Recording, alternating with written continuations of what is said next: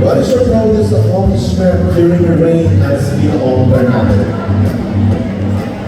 This is a random question actually. Well, my proudest reign as a Ternate 2024 is I get to be able to graduate in college last August 2025, and mainly because of the prize money that I get here in Ternate. And also I was able to build my confidence in a way that I never imagined that I could. So yeah, that's I think my biggest achievement as a Ternate. Alright, so what will you advise to all the candidates for tonight?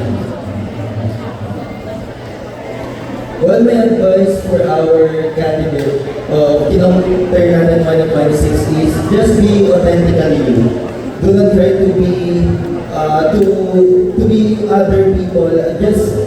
Just be confident on what you can show, because confidence show in how you present yourself. And winning is one thing, I think, but having that impact towards people around you is the most important part of joining a competition or a pageant.